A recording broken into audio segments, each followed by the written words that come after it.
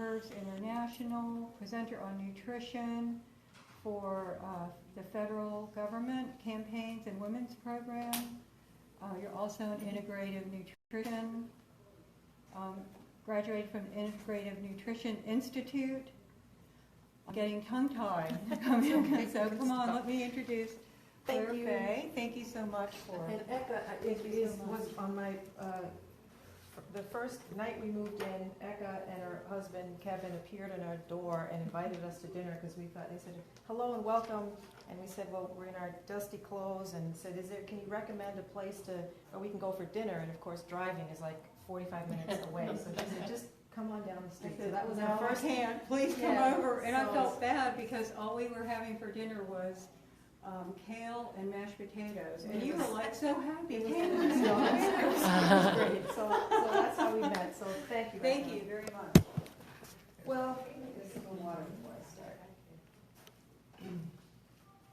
So one of the things that I do sort of do a lot of things. The lactation consulting, I don't do that anymore. I did that many years ago. Same thing with curves. But one of the things that I also want to mention that I do is that I operate a small nonprofit fund. It's called the Guardian Angel of Health. Here's a card. It doesn't have my name on it. It just has a website. And it's a fund that provides financial assistance to people who have health issues that are not covered by insurance and that they can't otherwise afford. So if you know anybody, I know there's some organizations here where there might be somebody that has some medical thing and they need funds to help with that. And so they're available, and it's very, very broad. We just have to know, it's usually through a third party, so we have to know that the person is officially financially in need. So just keep that in mind as well. And I'd like to send this around because there are some things that I mentioned that you might have questions about, and so you can, and I can add you to my newsletter. It's a very sporadic newsletter, so you won't get like 100 things all of a sudden in your inbox. So I'm really happy to be here. Thank you. And I know that I have about 45 minutes or so, and what I like to do is talk for half of whatever time I have available, and then do Q&A, because I think that in the Q&A is when things can get targeted to what you actually want to hear. So what that means is I have to be very brief, because I normally talk for about an hour, and so I want to kind of condense what I have. And what I like to do is I'm committed to sharing information that's very practical, so that when you leave here, you can do something right away that doesn't cost any money, that just takes some time and effort and willingness to do.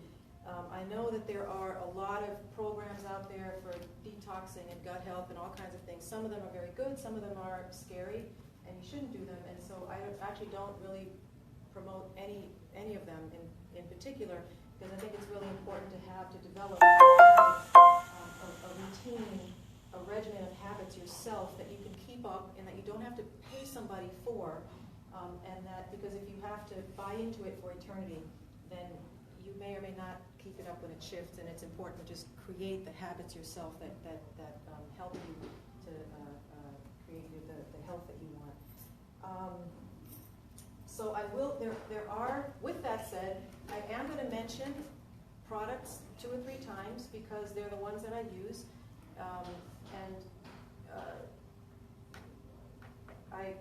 It's the only thing that I recommend, and so I'll do that, but it's very minimal. Even though this is business, I should be more of a businesswoman and say that's what I'm going to talk about, but that is actually not the focus of my presentation.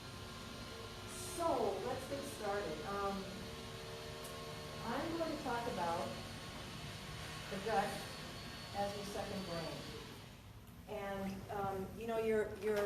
your gut is all, it's not just your intestines, it's also sort of your whole system, but your intestines are important because that's where you have about 100 trillion neurons, and they're sending messages all day long and telling your body what to do. And so you are whatever is happening there is also what's connected with the rest of your body, signaling your body every minute of the day. And in addition to promoting sort of gastrointestinal health, which is what we know your gut does, it also regulates a lot of things in your body, and like metabolism and your immune system. 75% of your immune system is there. And so whatever is happening in your body that has to do with immune health, whether it's allergies or autoimmune disorders or the different kinds of conditions associated with that, then you have to know that your gut has a role to play in that. And research is more and more showing how many things that's connected to. The inflammatory conditions in your body, diabetes, arthritis, Alzheimer's, the list is endless. There's a connection with your gut health to these things. Even something simple like weight loss, your gut health matters for that. So the idea, we've all heard the adage, you are what you eat. Well, the adage really should be, you are what you digest and assimilate. And that's an important idea, because even when we are eating all the best organic food and natural food and trying to eat all the fruits and vegetables we can, if it's not being digested properly and then assimilated, then it doesn't really matter, because your body isn't having the benefit of that. I recently spent a week at Digestive Medical Institute, my husband and I, and we went through this wonderful process that included having colonics and having your blood. They actually take your blood and you look at it on a microscope and to see what's happening with your cells.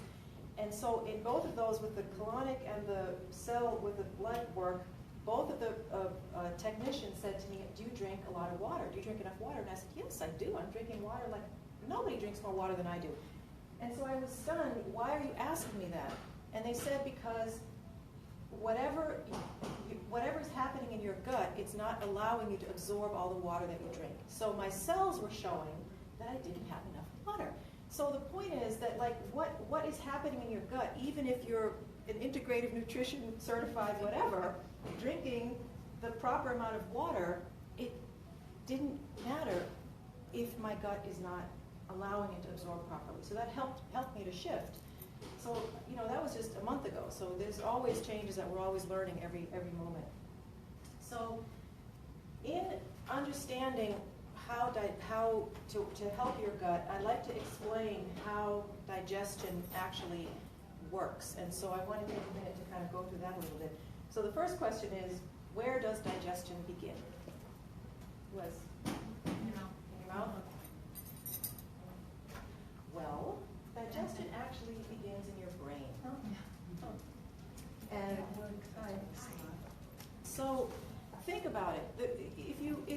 Digestion begins in your brain, because when you think of food, your food can already create a response, right? So it activates your salivary gland. So the first thing when you think of food is that your brain sends a message that you're about to eat, and so the salivary glands release digestive enzymes in your mouth. They're preparing you to receive food. Your eyes are the same thing. You go past a bakery or something and you see something, you look at it, and you might already have that response. Same thing with touch. You hear a soda can open or a package crinkling, right? Your brain is saying, ooh, I'm about to eat something, and then that's what the salivary response is, to help you produce digestive enzymes in your mouth, and then also to begin producing hydrochloric acid in your stomach, because that's what you're going to need for digestion. So the first point is with the dog, with the brain and releasing the digestive enzymes. The next thing you have to do is chew. So this is also with your mouth. The purpose of chewing is, yes, to break down your food so you can swallow, but in the process of chewing, you're mixing it with your digestive enzymes in your mouth, and that's the first step. And so the more you chew, the better, because you want your food to be as small as possible before it goes into your stomach, and so you want that to be broken down. one of the things that's important with straws, if you drink with straws, it skips the connecting with your digestive enzymes because the straw just has to go right down your throat. So if you drink with a straw, then still like swish it around in your mouth so that you get the digestive enzymes and then swallow it. That's a little side tip. That's one of the 10 things on the list. I said in my summary that I'd say 10 things, but there'll probably be like 20 by the time I'm After you chew, the next place that it goes is to your stomach. And the digestive enzymes in your stomach are what are going to break down your food, assuming that you've chewed it properly and it's mixed with the digestive enzymes in your mouth. When it gets to your stomach, it's going to be in small pieces. Hydrochloric acid is an extremely, if you actually took that and put it like on your skin or something, it would just burn you. It's extremely powerful. And so that's the place where that breaks your food down into pretty much a liquid state. And it should be liquid before it goes into your small intestine. I know that some people are advocates of liquid vitamins, and it's a little bit of a misconception because if your vitamins don't matter if they don't get to your small intestine, because that's where the absorption of nutrients happens, in your small intestine. And so when you have liquid vitamins, they just get like burnt up and they're like finished before they get to your stomach. So just, into your small intestine. So keep that in mind. The vitamin has to get to your small intestine. So in your small intestine, that is where the digestion actually, the assimilation of your food, the absorption of your food actually happens. And so it's really important that it's in a liquid state. Now, how does that work? So the lining of your small intestine has villi. Villi, if you think of like shag carpeting, kind of looks like that. You have like tons of hundreds and thousands of little thingies that are like this. And the food that the small food particles, they go through in between the villi, and they go into your bloodstream and go to wherever it is that they need to go. It goes to your liver, and your liver tells it where to go. And it has to be tiny enough so that it can make it through the opening in your gut lining. Now, that's the ideal way that eating and digestion should happen. What is more typical is that we eat like this. Oftentimes we're sitting in front of the computer, doing other things, eating without necessarily thinking about what we're doing, taking bites of things, looking at something else, and possibly by the time you finish, you're like, oh, what happened to you might not even remember having eaten it. At work, or even, relaxing, where we're sitting and eating, sort of not paying attention, all of a sudden the bowl is empty, and you're wondering what happened to it, all right? So what that means is that you're not necessarily connecting with making sure that the responses are happening, that the digestive enzymes are happening. You might be chewing and swallowing because you're not thinking about making sure that it's small. And so then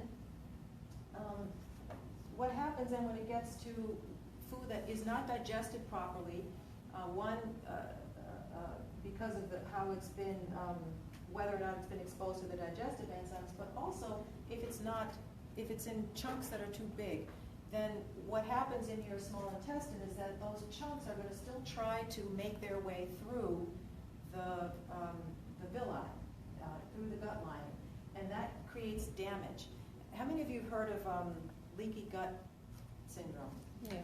You've heard of that? Well, that's kind of what this is. The villi get damaged, and you have particles of things that are getting into your, floating around in your body in the way they shouldn't be. It's like undigested proteins.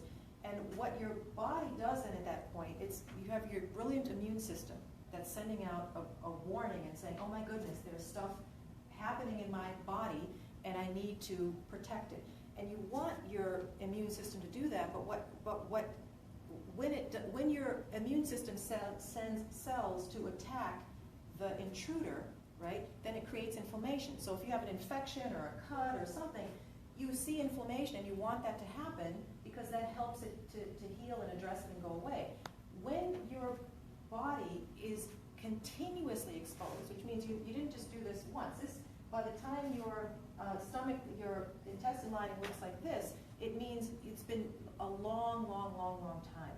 And so that means your body is exposed to that immune response and the inflammation over many, many, many months or possibly years. And that's when you have all kinds of conditions that you aren't necessarily connecting with the gut. That's where things like, again, some of the other ones that I mentioned, arthritis, Crohn's disease, all kinds of conditions. So what you want your gut to look like is this. So this is a healthy, beautiful, vibrant looking gut. The unfortunate thing is that for many people it looks like this. And these are a lot of the different conditions, that can happen: diverticulitis, diverticulosis, ulcerative colitis, polyps, just endless. I don't want to focus on that. And I'm also getting to this point to say the purpose of this presentation is not to freak you out and to feel like terrified that like everything is going wrong. It's now we switch and say there are things that we can do about this to make it better, but it is important to know that there are dangers and hazards if we're not looking at how we eat and digest properly. So now we can look at some of the fun stuff about getting and feeling good in our gut. One of the things that is important, so simple things, is to, when you begin the eating process, again, it begins in your brain, to take a moment to smell your food. And smelling your food will help you know also how to connect to it, because, and it's a fun experiment, because when you take a minute to smell something before you eat it, and then you actually take note of that you're salivating. You take note of, I actually feel those digestive, because you can feel it, And then the other fun thing is, what if I don't have that reaction? Then I ask myself, well, is it because I'm not actually hungry? Or I don't actually want to eat that? And so it just gives you an extra moment to pause. And you might still go ahead and eat something, because sometimes you need to eat so that you don't get hangry or something. And you see, I need to eat this, and it's not a matter of whether I love it or not. But having the digestive enzyme response is still important. So take a moment to look at your food. I think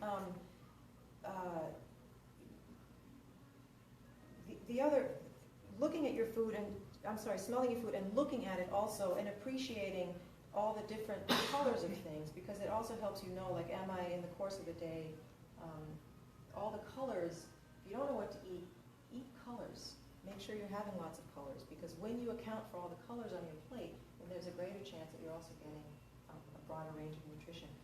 I actually think the idea of prayer, before we had all the research, our many, many generations of forebears, that taking a moment to say grace before a meal accomplishes this as well.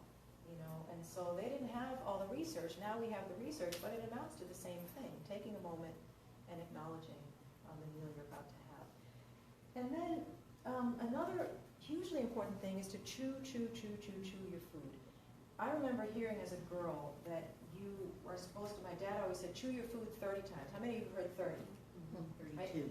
Right? 32. Well, it's in that range. And 30, like we've all heard that, right? If you think about it, though, and do this experiment, another fun thing. Just take a bite of like a regular forkful of food that you would have and chew it 30 times. A lot of times, that's not very much. Your food is still kind of chunky. Then do another experiment and say, how long would this take to chew if I turned it like really, really small till it disappeared on its own? And you'd be amazed. A piece of chicken might take like 85 bites, right? Now, I'm not saying eat everything for 85 bites, because it'll be at the dinner table forever.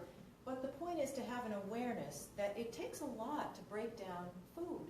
And so take the time to do that. And when you're chewing also, one of the challenges with eating that I observe a lot is that people talk and chew at the same time, and they swallow so that they can talk. Or they wash down their food so that they can talk. Or they wash down their food so that they can take the next bite. Have an awareness around that, because it matters to chew, and it matters to take the time to have the process happen So chewing, hugely important. Another trick to do is to put down your fork between bites. A lot of times people put food in their mouth, and while they're chewing, they're already loading up the fork or spoon for the next, the next load. So just put it down and allow for the digestion process to happen. The next part of what I want to talk about has to do with removing toxins from what you eat. A huge part of our gut just getting stuck is that there are so many things in there that prevent our gut from functioning the way that we want it to, with the ease that we want.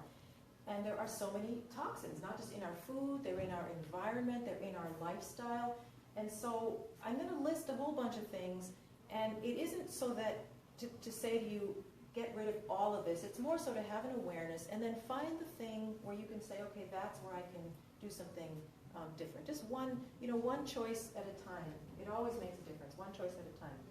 So gluten, which is in wheat and rye and barley, is a huge, it creates a lot of problems for people. Wheat, dairy, alcohol, caffeine, sugar.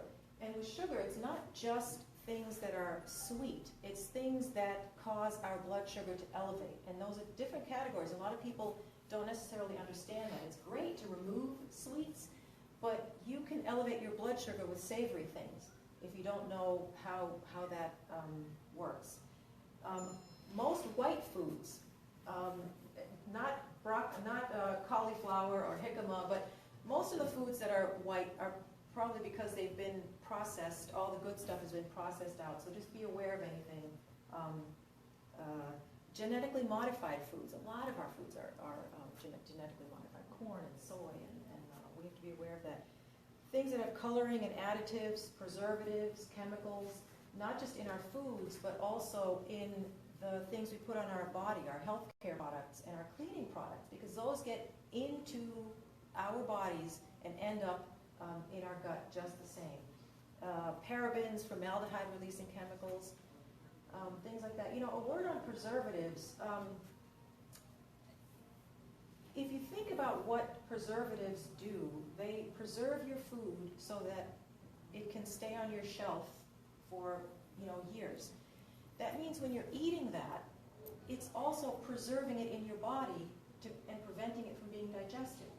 So a preservative keeps it from breaking down, and it's going to keep doing that in your body. So just be aware that anything that has preservatives in it, it's going to do that same function in your body, and the residuals of preservatives that stay in your body and in your gut also, then even the good stuff that you're eating, it's going to have an effect on being able to break that down as well. So some of the ways to, when you're shopping, you can look for foods that have these labels on them, because then you'll know that they're gluten-free, or there are actually several symbols for the gluten-free, so sometimes you have to look for different ones. But for the non-GMO and the organic, those are pretty much the ones that you want to look for. And, genetically modified foods, what that means is that you're doing something to the food that is preventing it from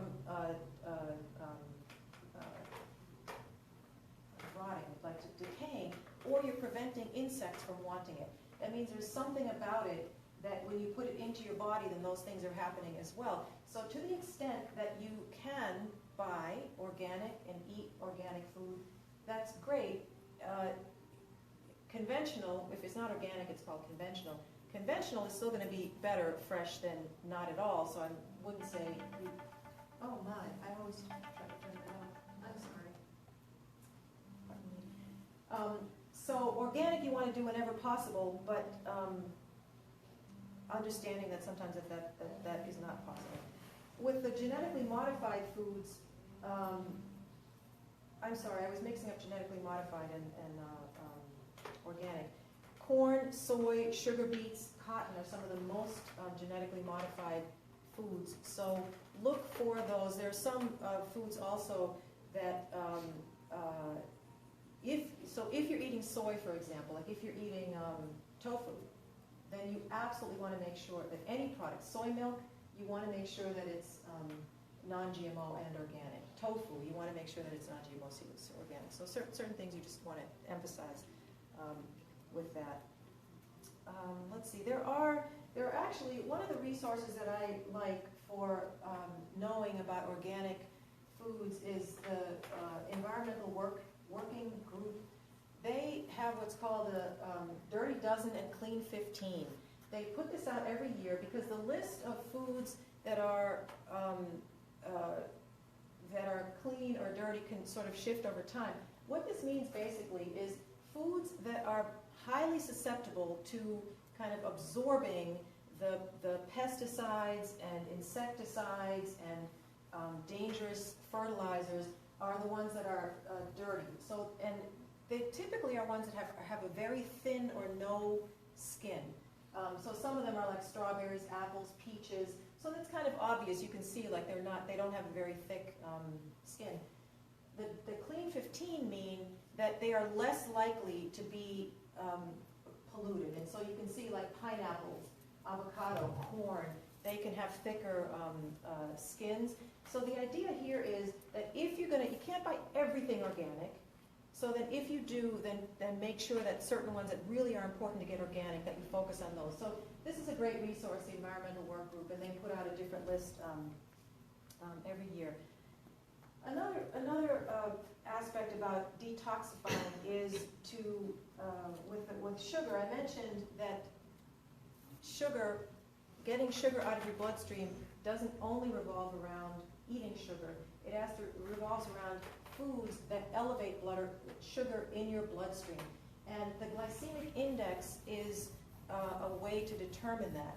And if we finish, there's a wonderful formula that I'd love to share with you if we have time, where you can look at any label and do a simple calculation in your head of whether or not it is a high glycemic food. You want foods that are low glycemic because that means they are not going to elevate your blood sugar. The ones that are high glycemic do elevate your blood sugar. And what's challenging is that it's not always obvious because something can be organic, something can be vegan, something can be all natural, and it can be high glycemic, right? And something can be full of pesticides and full of preservatives and full of all kinds of additives, and it can be low glycemic. So it's really, in this area, you do have to kind of educate yourself about how to know what's what. I do a presentation on that because it does require sort of more of an explanation, even though once you know it, it's not complicated. It's not complicated, you just have to kind of know it and be able to apply it. Another simple thing to do to kind of detoxify, you know your tongue is a detoxifying organ. It's not an organ, but it has a detoxifying function. So when you wake up in the morning, right, you have everybody has all this gross gunk on your tongue, right? And the first thing you want to do is brush your teeth or something. So this is something you can do, very simple, very inexpensive, to get a tongue scraper, all right? How many of you have heard of these, tongue scrapers? Well, they're wonderful because, you don't want to share them, and it's like something you do privately because it's kind of gross. But it's important. So before you brush your teeth, before you drink water, before you have coffee, before you do anything, scrape your tongue and get rid of all that gunk that your body has been pushing out for you. It's like doing this wonderful job for you. These things are like $5 or $8 or something. You can get them in lots of places, get them online. So that's another quick tip for something you can do. The digestive process, so now we're from the mouth, in your stomach. Digestive enzymes, hydrochloric acid, and there are other digestive enzymes in there as well, but the production of digestive enzymes diminishes over time. And it can also be affected by other things like if you're taking antibiotics, if you're taking certain medications. So the production of it is influenced by a lot of things.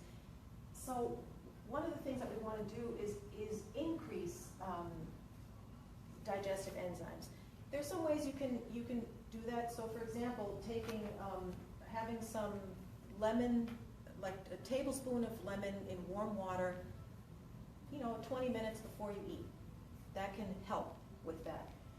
Same thing with apple cider vinegar, even though it's horrible, but it's just the thought of it, see, visually. It didn't make me salivate, it made me cringe.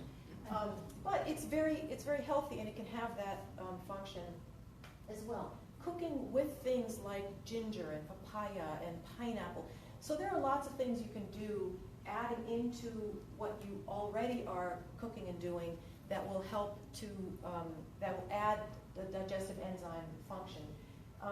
But the other thing is that you can take a digestive enzyme. Now this is one of the products that I use and I recommend, because if you don't remember to do these things in advance, or if you're a lazy cook, which I often am, I'm not going to always fix the perfectly proper thing. I'm just going to want to eat whatever I have. And so I do take digestive enzymes. And one of the ways you can tell if your digestive enzymes aren't really what they ought to be is if you feel bloated after a meal, and assuming it's not like Thanksgiving or Christmas meal, everybody feels bloated, but if you're just having a regular meal and you feel bloated, or you just feel bloated all the time for no reason that you necessarily know, or if you've eaten something and you still have it in your stomach like way longer than you should, those are all signs that your digestive enzymes may not be working properly. And then something like this is going to help. And this is not a vitamin, it's something that you have with your meal. I actually carry some of these in my purse, because if I go to a restaurant, I'm always taking this. And you would have it if you're having a meal that is heavier, or so if you're just having a salad, you wouldn't necessarily, because a salad might have vinegar and oil dressing or something in it anyway, and so that can help. But so it's just another tool to use. So let me see, skipping that. So the next area that I'm going to talk about is just with the importance of water and fiber. Everybody knows you need to drink a lot of water, and everybody knows you need to have a lot of fiber. But I just always emphasize it again, most people do not drink enough water. How many of you know, what do you think is the amount of water that you should drink? 8 glasses? 8 ounces. 8 ounces? 8 times a day, isn't it? That's what we've heard for a long time. The general rule, though, is half your body weight in ounces. Now, the 8 ounces a day, 8 ounce glasses comes to 64. That guidance came along like 50 years ago, when the average weight of an American was like 140, 120, 40, 50 pounds or something. What your body actually needs is half its body weight in ounces. Now, I understand that's an enormous amount of water. It can be an enormous amount of water. Even 8 8-ounce glasses, to me, is enormous. So, but the point is, your body absolutely needs it, and your cells need it. Your water is instantly absorbed. You know, there are only 2 things that are instantly absorbed into your bloodstream, into your body: water and alcohol. So if you think of how you feel, if you have a headache, for example, or if you're hungry, try another experiment to try. Drink a glass of water, just a full glass of water, and many times your headache may go away. You may not feel hungry, because it's your body like responding to needing to be hydrated. So that's an important thing to keep in mind. But also for your digestive function, water, so your ascending colon, it starts over here, comes across, and descending goes down. You need water in your gut, because initially all that food has to be mushy, and so that it can easily go through the villi and do what it needs to do. The fiber you need, because once it's finished with that process, the remainder has to be able to bulk up with something and turn into your bowel movement, right? So you have to have both in balance. And so with the fiber, it's important to get fiber from all the food sources that you can, and lots of fruit and vegetable sources. Most people that I know do take a fiber supplement, which I think generally is a good idea, because most people just don't eat enough fiber. But you can do things like adding flax meal, like flax meal onto things throughout the day, because whenever you take your fiber supplement, for example, if you take it in the morning, that may or may not have any help you 6 hours later or 12 hours later when you're having dinner. So doing something like adding flax meal or some other, there are other things you can sprinkle onto a meal that don't necessarily add a huge flavor but still add fiber can be a good idea. And this is a fiber product also from USANA Health Sciences, which is a company that I recommend, because it has psyllium, which is the common fiber in products, but it also has something called inulin, which is a prebiotic, which is sort of something that helps to feed the probiotic, which is what I'm going to talk about in a second. So, but just if you're looking for a recommendation for a fiber. Now, once you've gotten all this great fiber into your body and all this water, and you're ready to have this wonderful experience having a bowel movement, one of the things that's so important is positioning, okay? Now, positioning, if you think of that the ideal way, it's kind of a little bit hard to see, the ideal way for your colon to be positioned, the way, if you're just sitting, I don't know if you can see very clearly here, but it's sort of at an angle, and if you're in a squatting position, it's more straight down.